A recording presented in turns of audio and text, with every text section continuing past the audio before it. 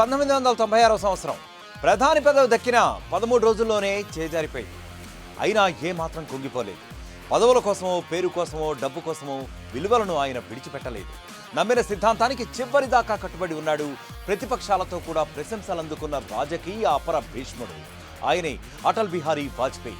1998 నుంచి 1999, 1999 నుంచి 2004 సంవత్సరాల మధ్యకాలంలో ఇండియా ప్రైమ్ మినిస్టర్గా పనిచేశారు ఆయన.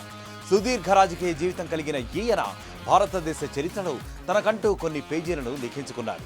2003 నుంచి 2007 వరకు ఇండియా జీడీపీ 7% వృద్ధితో పరుగులు పెట్టడానికి కారణం ఆయన చేసిన ఆర్థిక మౌలిక సంస్కరణలు.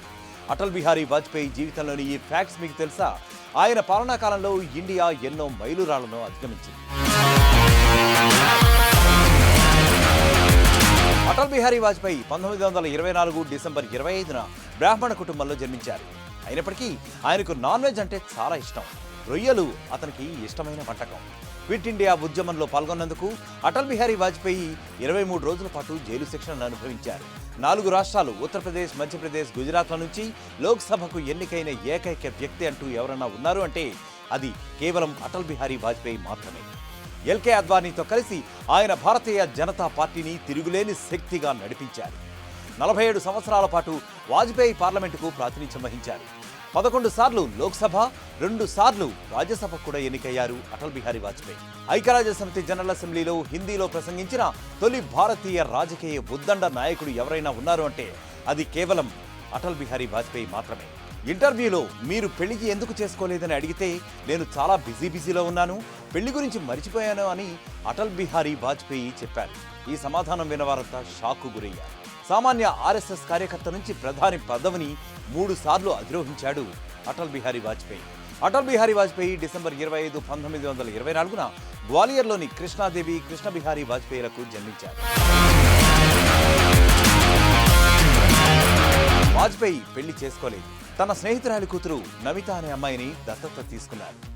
1998లో ఇండియా రెండోసారి న్యూక్లియర్ టెస్ట్, 1999లో కార్గిల్ యుద్ధం, అమెరికాతో భారత్ దౌత్య సంబంధాలు వాజ్పేయి ప్రభుత్వంలో సాధించిన ఘన విజయాలుగా చెప్పుకోవచ్చు. 1999లో ఇండియా ఫ్లైట్ను టెర్రరిస్టులు హైజాక్ చేశారు. 2001 డిసెంబర్లో పార్లమెంట్పై దాడి జరిగినప్పుడు ఆయనే ప్రధాని. ఈయన కాలంలోనే తెహల్కా మీడియా స్టింగ్ ఆపరేషన్ చేసి ప్రభుత్వంలో ఉన్న అవినీతి పనులను, నిజ స్వరూపాలను బయటపెట్టింది. దేశవ్యాప్తంగా అది సంచలనం సృష్టించింది కూడా. వాజ్పేయికి చిన్నప్పటి నుంచి కవితలంటే చాలా ఇష్టం. 10వ తరగతి చదువుకునే రోజుల్లోనే ఆయన మొట్టమొదటి కవిత కూడా రాశారు. 2005 డిసెంబర్లో ముంబైలో శివాజీ పార్క్లో జరిగిన Bharatiya Janata party silver Jubilee ర్యాలీలో వాజ్పేయి యాక్టివ్ పాలిటిక్స్కు గుడ్ బై చెప్పారు. పద్మవిభూషణ్ 1994లో ఉత్తమ పార్లమెంటేరియన్ పురస్కారాన్ని అందుకున్నారు అటల్ బిహారీ వాజ్పేయి. 2014లో వాజ్పేయికి భారతరత్న ప్రకటించారు. 93 ఏళ్ల వయసులో 2018 ఆగస్టు 16న అటల్ బిహారీ వాజ్పేయి అనారోగ్య కారణాలతో మరణించారు. మరిన్ని వీడియోస్ కోసం ఛానల్ ని సబ్స్క్రైబ్ చేయండి. లేటెస్ట్ అప్డేట్స్ కోసం వాట్సాప్ ఛానల్ ని ఫాలో అవ్వండి. ఆ లింక్ డిస్క్రిప్షన్ లో ఉంది.